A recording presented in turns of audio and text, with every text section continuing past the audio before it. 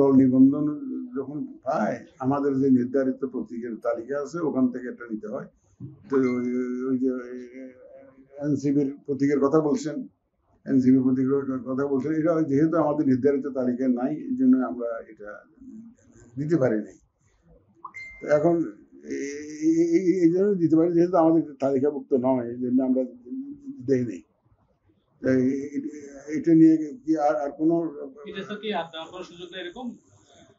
না, বিধান হলো যে আমাদের যে তালিকাভুক্ত প্রতীক আছে ওখান থেকেই নিতে হবে। এখন পর্যন্ত তালিকার বাইরে আমরা কেউ দেয়নি। নির্বাচন কমিশন যে কোনো সময় প্রয়োজনে প্রতীকের সংখ্যা বাড়াইতে পারে, কমাইতে পারে। এটা আমাদের এটা 115টাতে ছিল না, 115টাতে আমরা করেছি, পরে করেছি। কারণ এখন হয়েছে কি আমরা লোকাল গভর্নমেন্ট আর ন্যাশনাল গভর্নমেন্ট ইলেকশন এক করে ফেলেছি প্রতীকের লিস্টটা। তার জন্য আমাদের প্রতীকের সংখ্যা অনেক বেড়ে গেছে। সাপলাতে সেটা অফহ্যান্ড কোনো জবাব আমি দিতে চাই না। এটা কমিশন নেওয়ার মতো, এটা ইনক্লুড করার জন্য কোনো সিদ্ধান্ত নেয় নাই। আমরা এই নির্বাচনে নাম্বার 1 হচ্ছে যে এটাকে অংশগ্রহণমূলক একটা নির্বাচন করতে চাই আমরা, যাতে নারী পুরুষ নির্বিশেষে সবাই যাতে সুন্দর পরিবেশে নিজের ভোটটা উন্মুক্ত পরিবেশে নিজের পছন্দ মোতাবেক যাতে ভোটটা দিতে পারে সেরকম একটা পরিবেশ আমরা সৃষ্টি করতে চাই। আমাদের যে কর্মকর্তারা যারা উপস্থিত আছেন বিভিন্ন এজেন্সির, ওনারা আমাকে এসিউর করেছেন যারা ওনারা সর্বশক্তি দিয়ে সেই ধরনের একটা পরিবেশ সৃষ্টির চেষ্টা করবেন।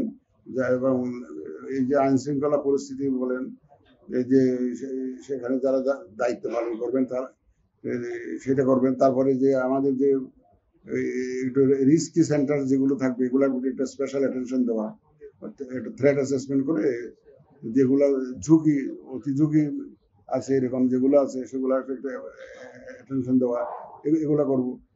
অবৈধ অস্ত্র উদ্ধারের বিষয়টা থাকে, এই একজন তো প্রশ্ন করেছেন, এই যে অবৈধ অস্ত্র অনেক রয়ে গেছে বলা হচ্ছে।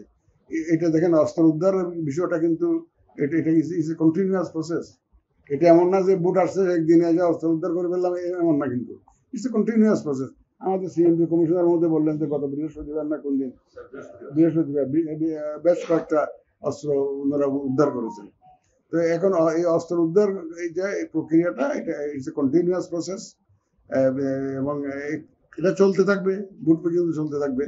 এবং ইন দ্য প্রসেস যাতে এই ধরনের অবৈধ অস্ত্র ব্যবহার হতে না পারে ইলেকশনের সময়, সেই লক্ষ্যে আইন শৃঙ্খলা বাহিনী কাজ করে যাচ্ছে। একটা জিনিস চিন্তা করতে হবে, এটা আমার ফিলিং, যেটা আমি আরো বেশ কয়েকবার বলেছি, এটা যারা এনসিপিতে নেতৃত্বে আছেন এখন আমরা দেখি আর কি, রাজ্যতে যারা দেখি বা আমাদের সাথে যারা মিটিং করতে আসেন, তারা কিন্তু 2024-এর আন্দোলনে অ্যাক্টিভলি পার্টিসিপেট করে ইনভলভ ছিলেন এমন লোকজনই কিন্তু এই দলটা নেতৃত্ব দিচ্ছে।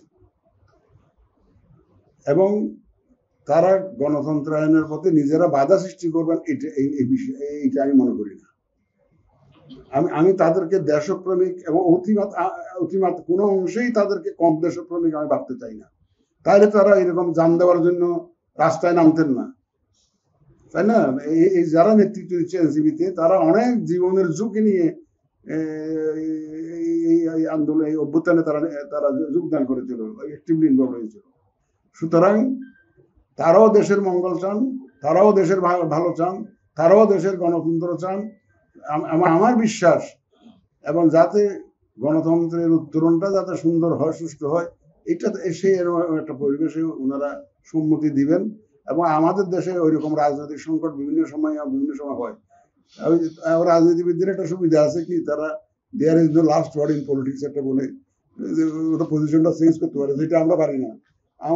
আমাদের তো আইন কানুন অনেক কিছু করতে হয়, অনেক সীমাবদ্ধতা আছে, কিন্তু ওনারা শাস্ত্রে আছে there is no last word in politics, এটা ওরা বলতে পারে। কিন্তু ওনারা, আমি তাদেরকে দেশপ্রেমিক হিসাবে জানি, দেশের মঙ্গল কামনাকারী হিসাবে জানি, এবং তারা দেখবেন যে তারা আমাদের সীমাবদ্ধতা সম্পর্কে ফুললি অ্যাওয়ার, এবং দেখবেন যে একটা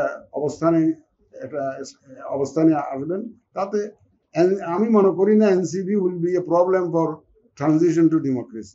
তারা একটা নিজেদেরকে গণতন্ত্রায়নের পথে বান্ধা হিসাবে আসবেন এমন আমি মনে করি না, অন্তত এনসিপি আমি মনে করি না এইরকম একটা নিজের জীবন বাজি রেখে এই যে অভ্যুত্থানে যারা জড়িত ছিল তারা এই ধরনের কাজ করবে বলে আমি বিশ্বাস করি না।